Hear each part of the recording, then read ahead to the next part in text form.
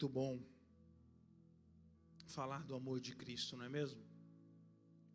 Nessa noite eu gostaria de compartilhar um texto e a gente meditar em cima de um texto que é bem conhecido. Martinho Lutero o chamou de o Evangelho em miniatura, que é João capítulo 3, versículo 16.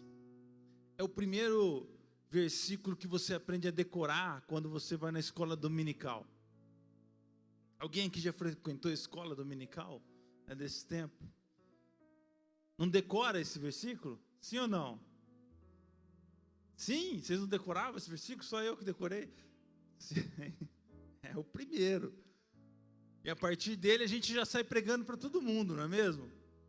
Talvez seja o texto mais conhecido, o versículo mais conhecido das Escrituras, talvez o mais compartilhado, o que todo missionário, evangelista precisa ter na cabeça para poder falar do amor de Cristo, do amor de Deus. Mas eu queria não ficar só nesse versículo, mas talvez a gente discorrer sobre todo o bloco de versículos que compõem esse texto. Esse texto tem martelado no meu coração já há alguns dias. Quem, por exemplo, faz parte da minha célula online agora, já compartilhei um pouco do que o Senhor tem colocado no meu coração a respeito desse texto, que também não é nada extraordinário de novo, mas é como o Senhor me fez, de certa forma, nesse período de pandemia, vamos dizer assim, em que a gente acaba procurando um pouco mais a leitura bíblica, não é mesmo? Querendo achar uma saída. A gente lendo, é muito interessante como o Espírito Santo ilumina os nossos olhos e a gente passa a enxergar algo que por muitas vezes a gente leu e nunca viu. João capítulo 3, versículo 16. Eu não sei se aí na sua Bíblia está escrito assim, mas o título desse bloco de versículos na minha Bíblia se chama A Missão do Filho. Tem isso? Tem um título aí na sua Bíblia, A Missão do Filho? Não? Só na minha tem. Tá? A minha Bíblia é uma Bíblia de crente, pode ficar tranquilo. Não foi eu que escrevi. A Missão do Filho é o título desse bloco de versículos. O versículo 16 diz: porque Deus amou o mundo, ou ao mundo, de tal maneira que deu seu Filho unigênito, para que todo o que nele crê não pereça, mas tenha a vida eterna. Vamos ver os outros versículos. Porquanto Deus enviou o seu Filho ao mundo, não para que julgasse o mundo, mas para que o mundo fosse salvo por ele. Quem nele crê não é julgado. O que não crê já está julgado. Porquanto não crê no nome do unigênito Filho de Deus. O julgamento é este: que a luz veio ao mundo, e os homens amaram mais as trevas do que a luz, porque as suas obras eram más. Pois todo aquele que pratica o mal aborrece a luz, e não se chega para a luz, a fim de não serem arguidas ou descobridas as suas obras, reveladas as suas obras. Quem pratica a verdade aproxima-se da luz, a fim de que as suas obras sejam manifestas, porque feitas em Deus. Feche os seus olhos, vamos orar. Pai, nós te agradecemos nessa noite por tudo que o Senhor já fez e ainda pelo que o Senhor vai fazer. Nós te louvamos e exaltamos o teu nome, Senhor. Te engrandecemos, declaramos que só tu és Deus. Cantamos apaixonados que só tu és Deus. Declaramos que sem o Senhor nós nada somos. Ofertamos com os nossos dízimos, com as nossas ofertas, porque declaramos e agimos como aqueles que dependem única e exclusivamente de ti. Mas agora, Senhor, nós te pedimos, Pai amado, fala conosco por meio da palavra. Ensina-nos o teu caminho. Escreve, Senhor, as tuas leis, os teus decretos, a tua palavra no nosso coração, para que não venhamos nos desviar dos teus caminhos. Pelo contrário, venhamos permanecer naquele que é o caminho. Tu és o caminho, Jesus. Nós nos rendemos diante de Ti. Perdoa os nossos pecados. Perdoa os meus pecados, as minhas falhas, as minhas transgressões, Senhor. E usa-me conforme a Tua vontade, de acordo com o Teu desejo. Abre os nossos ouvidos para a Tua palavra. E prepara o nosso coração como terra fértil para aquilo que será semeado nessa noite. Em nome de Jesus. Amém, amém e amém. Se você crê, aplauda ao Senhor. Nós te adoramos, Senhor.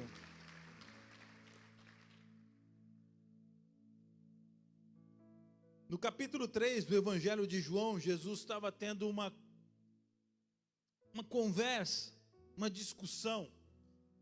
No começo do capítulo 3, não onde exatamente nós lemos, com Nicodemos, um mestre e autoridade importante no meio dos judeus.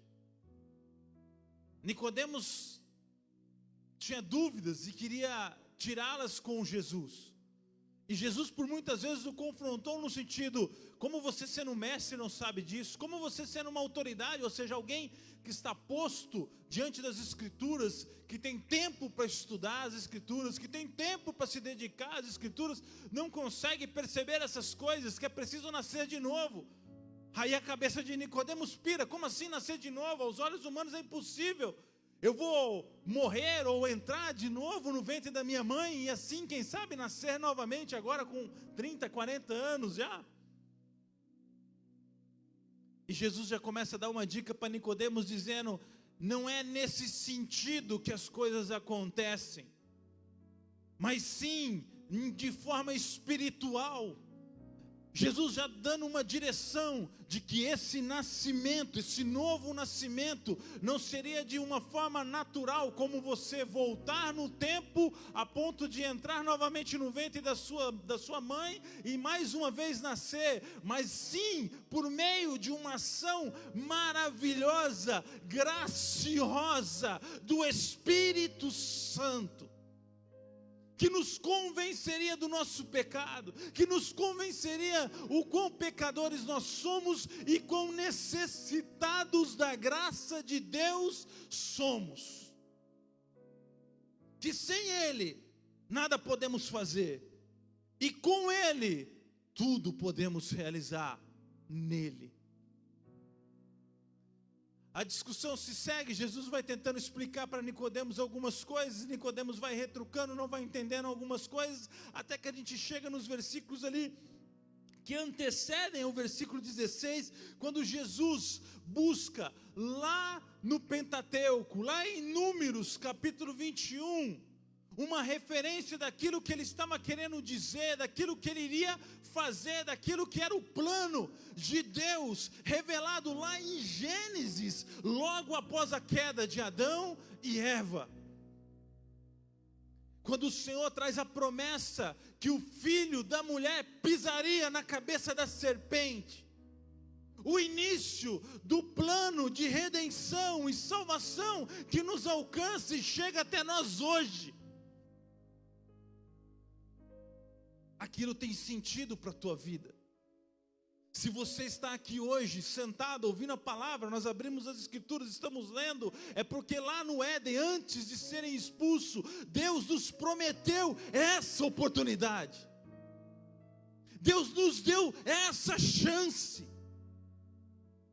E Jesus começa a revelar o que está escrito lá em Números, como ele bem diz, capítulo 21, e que você tem a história, você pode ver depois na tua casa isso, logo após do povo ter tido uma vitória maravilhosa contra os inimigos, Eles tinham saído do Egito, estavam caminhando para a terra prometida, logo após terem uma vitória maravilhosa, intermediada por Deus. Eles começam a reclamar de Deus, começam a reclamar do deserto, começam a questionar por que nós saímos do Egito, porque lá nós tínhamos comida boa. E eles dizem, está lá em Números capítulo 21, versículo 5, para nós essa comida, ou seja, esse maná que desce dos céus, é comida detestável. Rejeitam o pão que Deus dá a eles. É interessante que o Senhor, indignado com a desobediência daquele povo, dá ordem que serpentes comecem a invadir o arraial dos hebreus e picar o povo, e cada um que era picado era morto, e as pessoas começam a morrer por causa da sua desobediência, por causa da sua arrogância diante de Deus. E Jesus faz referência a esse texto em João capítulo 3, logo ali no finalzinho, versículo 14, quando ele diz: e do modo por que Moisés levantou a serpente no deserto, assim importa que o Filho do Homem seja levantado.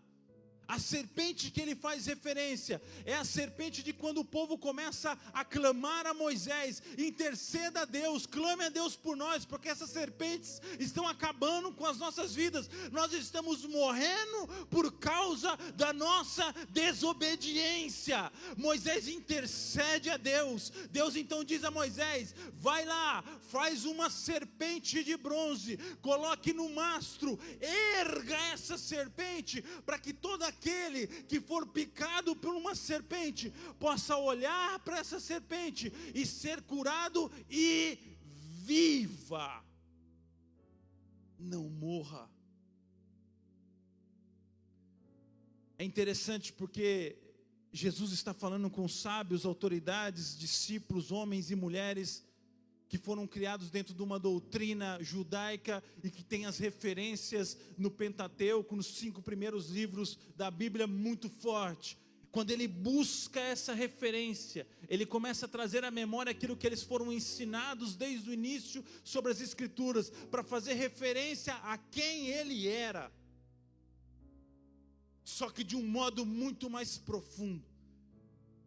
Porque diferente daquela serpente que foi levantada, nela não havia poder, não havia autoridade, não havia nada sagrado nela.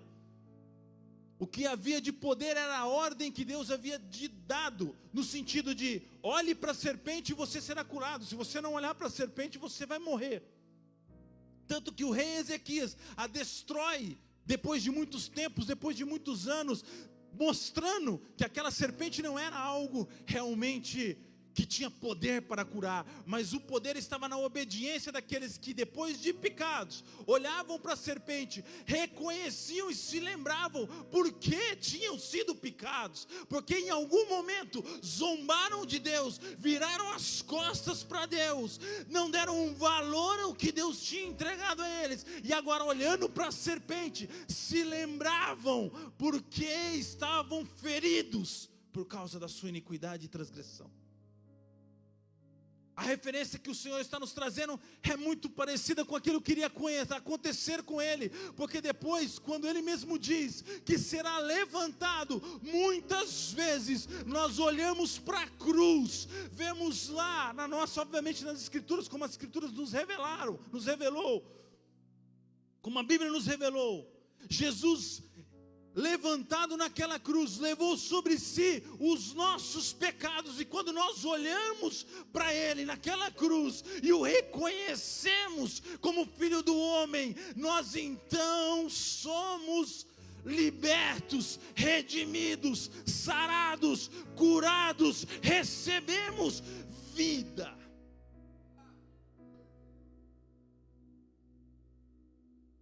Jesus faz todo esse preparo para daí então chegar no versículo 16.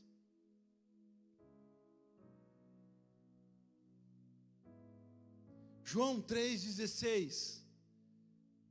É a sequência desse texto que ele está dizendo: e do modo que Moisés levantou a serpente no deserto, assim importa que o Filho do Homem seja levantado, para que todo que nele crê tenha a vida eterna, porque Deus amou o mundo.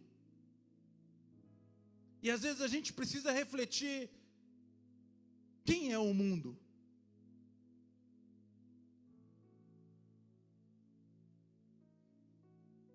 Será que Deus amou o mundo porque o mundo é muito bom, legal, querido, e só tem pessoas do bem, bacanas, que nem sequer precisavam de Jesus, porque elas só praticam boas obras?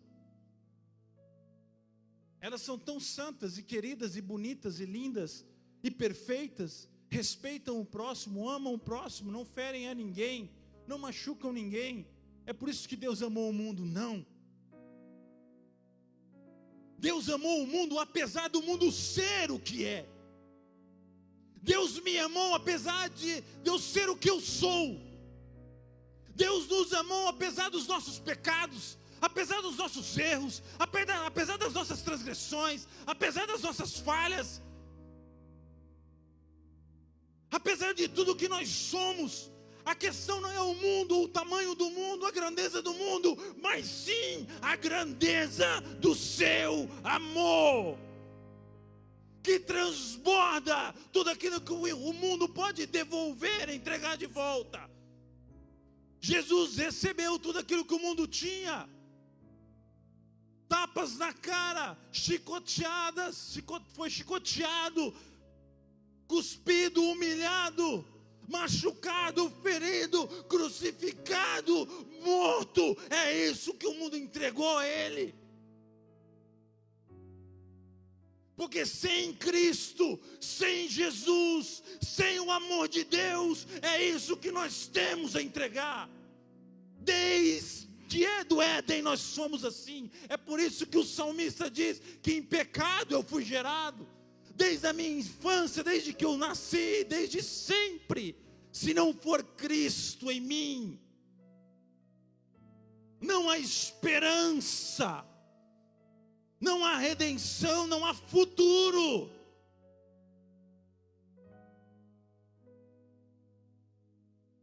Sem Deus no nosso coração, sem a ação de Jesus Cristo, a revelação de quem Ele é e o que Ele fez por mim e por você, nós não temos absolutamente nada a entregar.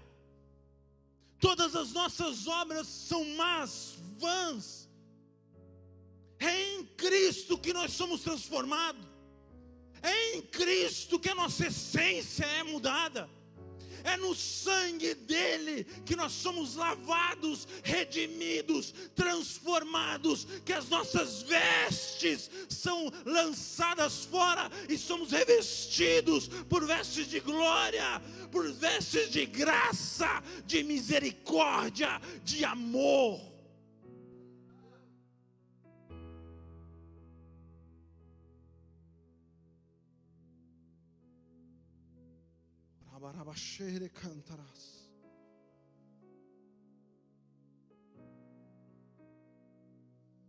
Apesar de tudo que o mundo é e tem, Ele o amou. Nós vemos aqui a graça sendo manifesta. Vemos a misericórdia de Deus sendo entregue.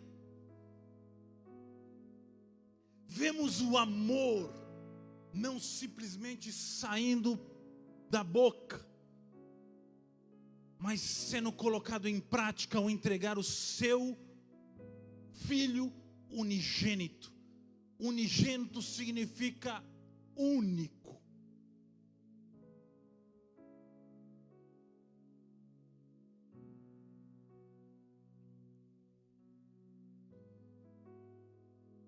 E quando ele começa a descrever e transcrever e falar aqui, Jesus falando, nós vamos começando a entender, afinal de contas, qual é a missão do Filho.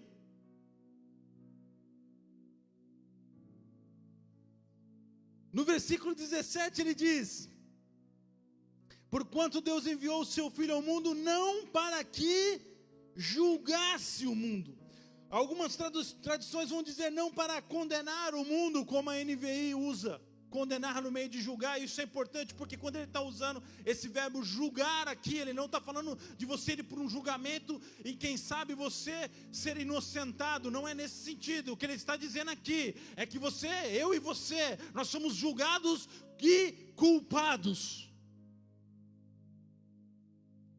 A missão de Jesus não foi vir a este mundo para julgar, e talvez muitas pessoas possam parar nesse texto, se alegrar e dizer: ufa, eu achei que ele tinha vindo para me mandar para o inferno. Graças a Deus que ele não veio para julgar, nem para condenar. Isso quer dizer que eu não estou condenado e nem julgado. Mas não é esse o sentido das Escrituras. Olha o que ele diz na sequência: porquanto Deus enviou o seu Filho ao mundo, não para que julgasse o mundo, mas para que o mundo fosse salvo por ele. Mas salvo do quê? Em que sentido? Talvez eu fazendo essa pergunta pode parecer não ter muito sentido, mas o judeu ele se perguntava. Quando ele dizia: vocês vão ser libertos da escravidão, eles diziam: mas nós nunca fomos escravos. Vocês serão salvos por mim, filho do homem, mas eles diziam heresia. Porque ninguém pode dizer que é filho de Deus. O que Jesus está trazendo aqui é uma referência ou uma explicação de qual é a missão dele, porque às vezes nós nos prendemos muito: nossa, que Deus ama o mundo, que bênção, glória a Deus, e é verdade tudo isso, mas vamos entender onde é que nós estamos nesse contexto. Quem nós somos nesse processo que envolve o Pai amando o mundo, entregando o seu Filho, o Filho mandando, enviando o seu Espírito Santo, que nos convence do pecado, da justiça e do juízo. Versículo 18: quem nele crê não é julgado. E aqui vem a grande questão: o que não crê já está julgado. O que Jesus está dizendo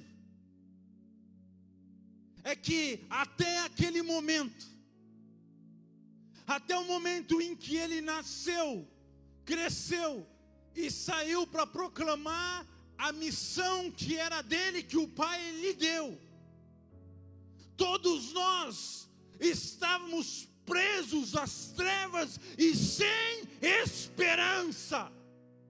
Nós já estávamos condenados. Nós não vamos ser condenados, nós já estávamos condenados.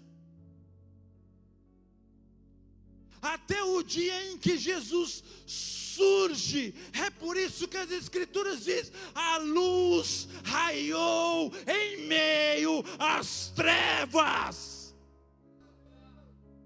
Assim como na criação havia trevas e o Espírito de Deus pairava sobre as águas, assim éramos nós, até o dia em que o nosso Deus nos amou tanto, apesar de tudo, e raiou sobre nós a estrela da manhã, o sol da justiça, o nosso Senhor, Salvador e Redentor, Jesus, o Filho unigênito.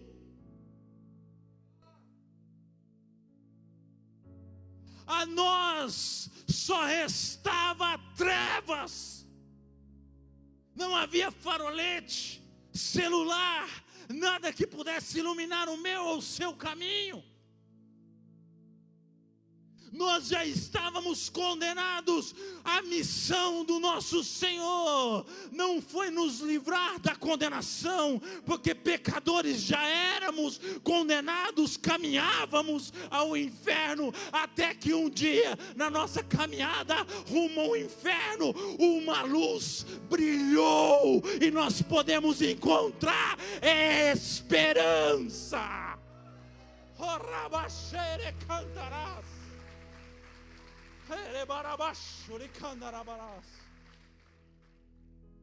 Não para condenar o mundo, porque o mundo já estava condenado, mas para resgatá-lo, para nos tirar das garras de Satanás, do inferno, das trevas, do reino das trevas. Eu e você estávamos lá. Talvez nem nos conhecêssemos, tamanha fosse as trevas, não conseguíamos nos enxergar e nos ver. Mas lá estava eu, ferindo um outro, aquele outro.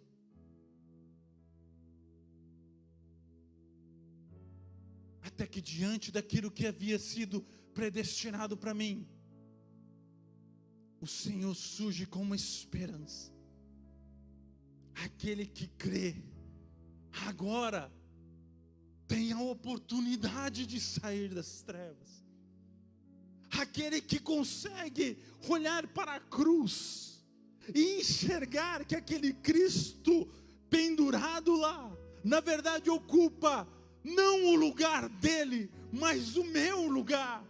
É constrangido pelo amor, pela graça manifesta dos céus e se rende aos seus pés, declarando: essa era a minha condenação, era eu que deveria pagar com a minha vida.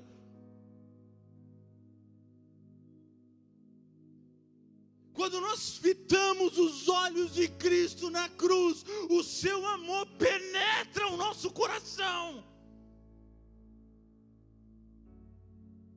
nos revelando quem nós éramos.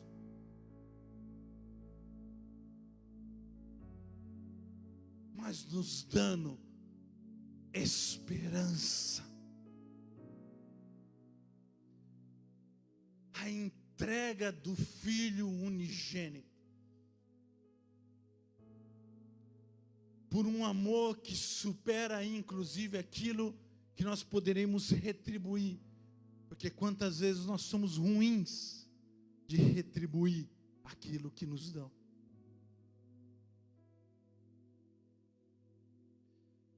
Quando nós seguimos os textos, vamos avançar aqui. Que oração? Vamos avançar.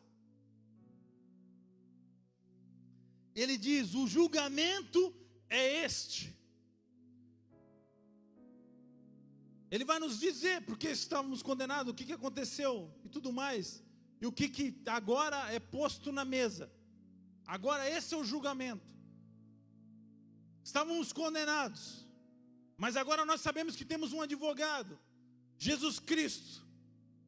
E agora ele diz: o julgamento é este. Você tem a noção que Jesus entrou na jogada. Deus amou o mundo, entregou o seu Filho, a missão dele.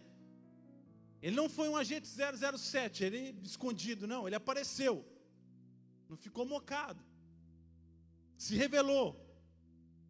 E ele diz: o julgamento é este, que a luz veio ao mundo. E agora, olha a dureza. E os homens amaram mais as trevas do que a luz, porque as suas obras eram más. Jesus está falando que o Pai amou a todos aqueles homens e mulheres e todo aquele pessoal, mas ainda assim existiam pessoas que, mesmo vendo a luz, mesmo esse sol tendo raiado a todos, ainda preferem a escuridão às trevas. E no versículo 20, quando nós vamos ler: pois todo aquele que pratica o mal aborrece a luz, não se chega para a luz, a fim de não serem arguidas, descobertas, mostradas, reveladas as suas obras. Quando a gente lê esse texto, a gente pensa em alguma pessoa que a gente pensa assim, nossa, essa pessoa deveria estar aqui, porque ela tem as obras más, mas ela prefere ficar nas trevas. Quem dera meu amigo fulano ou minha amiga estivesse aqui para ouvir isso, tá vendo? É você, cara. A luz está revelada e você está escolhendo as trevas.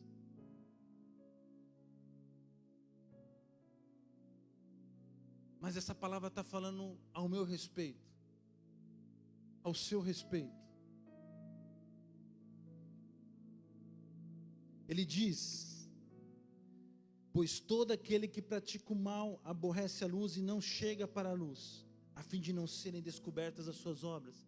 Quantas vezes, talvez não agora, mas antes, nós preferimos esconder, não vir na igreja, fugir de uma oração, de um culto, daquele irmão, de uma visita, de uma ligação, não vou atender da igreja, era líder de célula, deixa para lá. Eu prefiro fugir da luz, porque vai revelar todas as minhas obras más, tudo aquilo que eu estou fazendo de errado, tudo aquilo que eu estou fazendo de mal, temendo uma condenação. Mas aqui está a grande sacada e missão de Jesus. Entenda, Ele não veio para condenar, porque nós já estávamos condenados. Nas trevas só há condenação. O que Ele veio é sim trazer luz para cada uma das transgressões, iniquidades, falhas, erros que nós cometemos, mas não para condenar, mas para nos libertar. Condenados já estávamos. Eu sei que muitas vezes Satanás nos ataca, querendo dizer: você errou, você falhou, foge, não vai para a igreja. Alguém vai revelar o seu pecado, alguém vai revelar. Imagine se o pastor apontar o dedo para você e caguetar a sua transgressão, o que vão pensar ao teu respeito? Primeiro, isso não vai acontecer.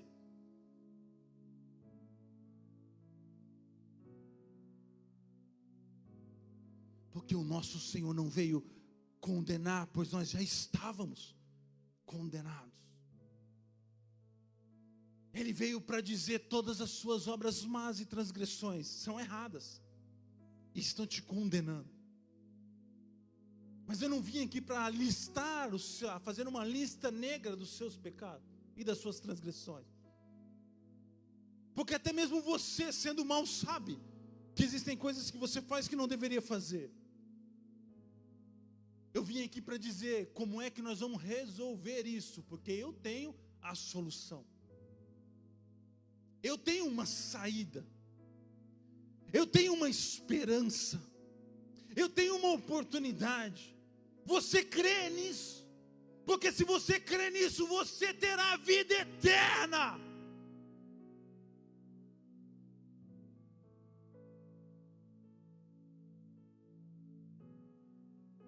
Você quer ver como essas coisas estão presentes na nossa vida? Recentemente, minha filha, a menor, derrubou o meu tablet no chão e quebrou a tela, mas eu tinha colocado uma película. Graças a Deus, o Senhor tocou no meu coração: coloca uma película nesse negócio, é a proteção que vai ter nele. Tinha colocado, ela quebrou, trincou a tela inteira. Acho que não vou mostrar, que a gente não vai conseguir ver.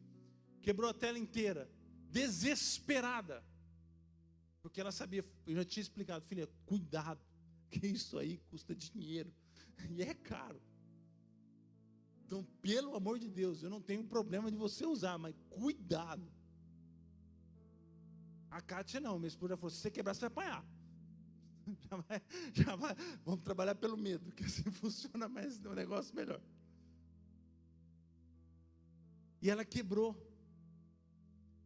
E a Kátia me mandou uma mensagem, eu estava trabalhando, mandou uma mensagem: você não sabe o que aconteceu? Eu falei: o quê? Ela mandou uma foto da tela. Rebeca quebrou a tela do tablet. E eu procurei essa menina, procurei essa menina a casa inteira e não achava. Fui no elevador, fui no outro elevador, já estava descendo, já estava te ligando. Falei: meu Deus, nossa filha sumiu. Até que eu a encontrei debaixo da cama.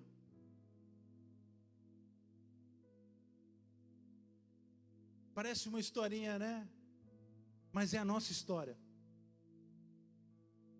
Todas as vezes que nós erramos e falhamos, nós procuramos as trevas debaixo da cama, acreditando que ali, quem sabe, nós estaremos seguros, porque a luz não vai revelar a nossa transgressão e o nosso erro. Mas não é isso que o Senhor está nos dizendo. Ele traz a luz, sim, e revela a sua transgressão, mas não para te condenar, mas para te dizer que está tudo bem, vamos consertar isso, vamos ajustar isso, você ainda continua sendo a nossa filhinha amada, querida, e você não precisa procurar debaixo da cama o esconderijo, quando você tem os nossos braços para te abraçar e te amar. Esse é o nosso Deus. Nós não estamos aqui dando carta branca para você sair pecando e botando terror, pelo contrário. Nós estamos aqui dizendo que nós estávamos condenados e as nossas más obras já estavam ali expostas, reveladas, e continuar nelas não vai nos trazer alegria, paz, conforto ou refrigério. Pelo contrário, sim, a luz que expõe todas as coisas erradas e negativas, essa sim nos trará conforto e redenção.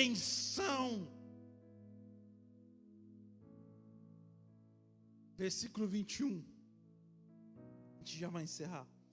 Quem pratica a verdade aproxima-se da luz. O que é a verdade? A verdade pode ser subjetiva. O que é verdade para mim pode não ser para o outro.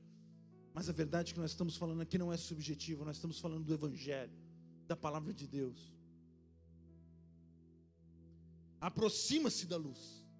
Como assim? A verdade me revela os meus erros, a palavra me revela as minhas transgressões e as minhas falhas. Isso não me faz correr para as trevas, pelo contrário, me faz buscar justiça em Cristo, me faz buscar redenção no Senhor. E ele segue, a fim de que suas obras sejam manifestas. Não porque eu sou bom, não porque eu tenho a capacidade intelectual, o dom, a sabedoria, o jeito ou qualquer outra coisa, não, mas sim porque elas são feitas em Deus que nos capacita. Nele nós somos capacitados, nele nós somos fortificados. Por fim, eu queria ler um versículo para a gente já ir encerrando. Está lá em 1 Colossenses capítulo 1, é o complexo. Eu sei que esse texto é maravilhoso, João 3,16, mas é o texto que talvez eu ame mais. A junção de textos, obviamente, porque o bonito dele está no texto completo, e não um outro versículo. Colossenses capítulo 1, versículo 13. Qual é a missão do Senhor, do Filho? Diz assim a palavra: pois Ele nos resgatou do domínio das trevas. Para isso Ele veio. Nós estávamos no domínio das trevas. Por mais bom, legal que você ache que você foi, antes de você conhecer Cristo, era no domínio das trevas que nós estávamos.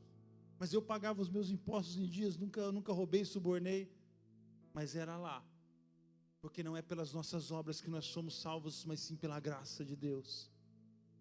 E olha o que ele diz mais: e nos transportou para o reino do seu Filho amado, em quem temos a redenção, a saber, o perdão dos pecados. Ele é a imagem do Deus invisível. Agora, olha, presta atenção. Antes ele era o quê? O unigênito, ok? Quem ele é agora? o primogênito, de único, ele passou a ser o primeiro. Quem é o segundo? Você e o terceiro, você e o quarto, você quinto, sexto, sétimo, oitavo, nono, 11º. Vai embora.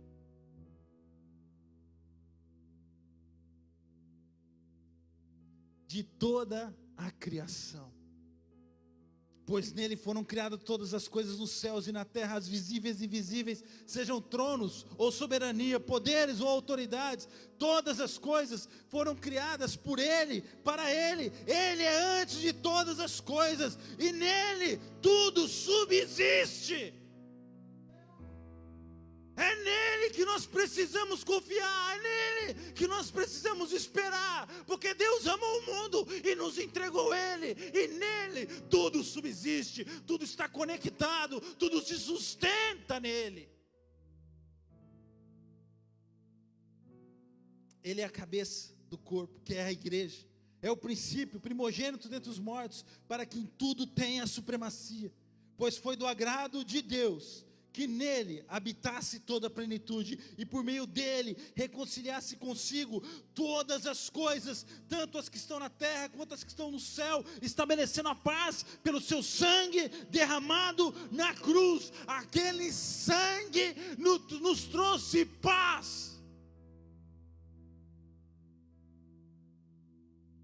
E olha, para concluir, antes vocês, quem? Os colossenses? Não, nós. Estavam separados de Deus, e em suas mentes eram inimigos por causa do mau procedimento de vocês. Mas agora ele os reconciliou pelo corpo físico de Cristo, aquele Cristo crucificado, aquele corpo físico que nasceu da Virgem, cresceu e morreu naquela cruz, ressuscitou, ascendeu aos céus, nesse corpo físico, não numa imagem, numa ideia, mas alguém que viveu, um Cristo histórico. Mediante a morte, para apresentá-los diante deles santos, inculpáveis e livres de qualquer acusação. Santos, inculpáveis e livres de qualquer acusação, desde que, olha só, continuem alicerçados e firmes na fé. Quando não é nas trevas que nós nos tornamos santos, inculpáveis, mas nele. Desde que continuem alicerçados e firmes na fé, sem se afastarem da esperança do evangelho que vocês ouviram e que tem sido proclamado a todos os que estão debaixo do céu. Esse é o evangelho do qual eu, Paulo, me tornei ministro. Um evangelho de reconciliação, de redenção, de restauração, de resgate e de transposição ao reino do Filho. Se coloque de pé, nós vamos orar.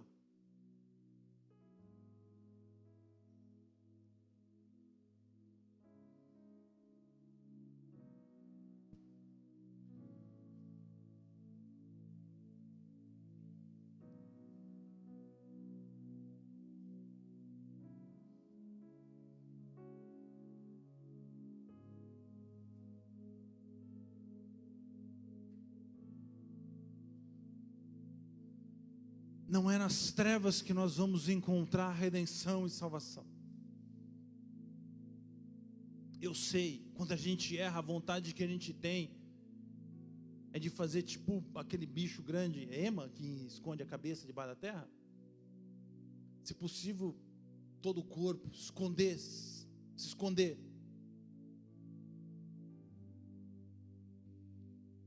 Quando a gente falha, a vontade que a gente tem, a única vontade que a gente tem é de não vir e não ir à igreja. A gente não quer nem passar na frente da rua, porque vai que o pastor está ali saindo, encontra a gente e pergunta alguma coisa. O líder de célula liga, a gente desliga o telefone, fala, cara, desculpa, estou muito ocupado, não posso falar. O líder de ministério fala, cara, e aí, não vai vir na escala, não vai cumprir, como é que está? Fala, não estou muito bem, não sei o que, que a gente quer fugir. Mas essa noite talvez o que a gente precise se lembrar é que Deus nos amou apesar de tudo. Ele não nos amou porque nós iríamos acertar. Ele não nos amou porque nós não iríamos mais errar, pecar ou coisa do tipo. Ele nos amou porque nós já estávamos condenados e sem esperança. Ele olhou para a sua criação, para os seus filhos e filhas e disse: vai lá, meu filho, vamos salvar esse povo. Eles não têm a quem socorrer, a quem buscar socorro, não há esperança.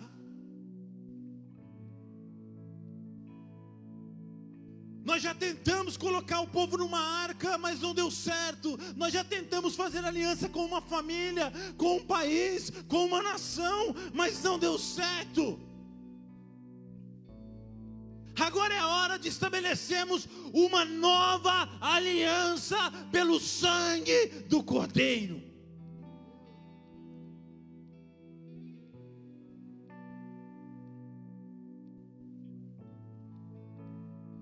Essa é uma noite para a gente refletir. Talvez a grande maioria aqui já tenha se convertido, já tenha entendido quem é Jesus.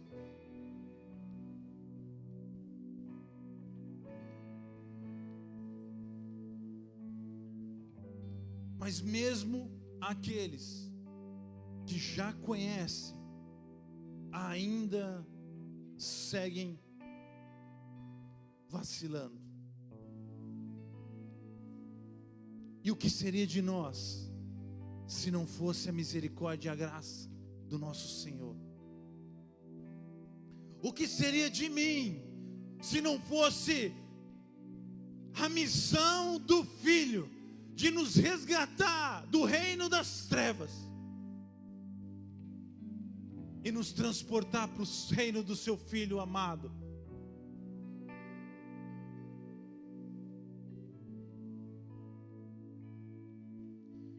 Gostaria que você fechasse os seus olhos, nós vamos orar.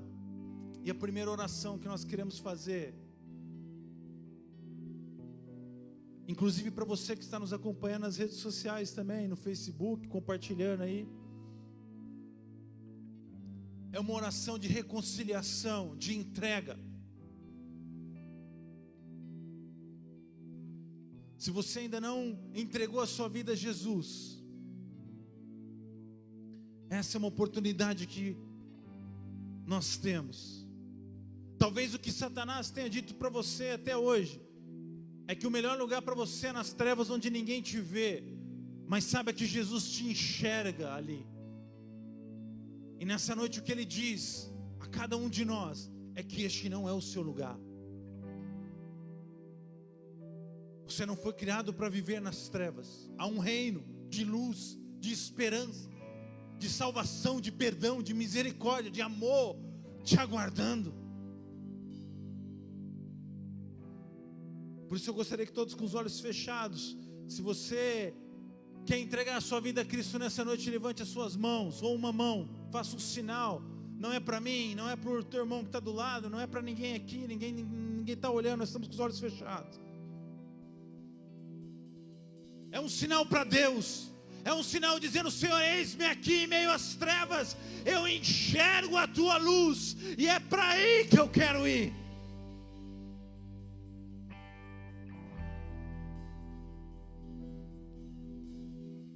Você que levantou suas mãos pode baixar, nós vamos fazer uma oração. Eu gostaria que toda a igreja repetisse comigo: Senhor Jesus, nesta noite, eu reconheço que sou pecador, mas também entendo, nesta noite, que em Ti há redenção, que em Ti há salvação. Por isso eu entrego a minha vida a Ti. Recebe a minha vida. Em nome de Jesus. Amém.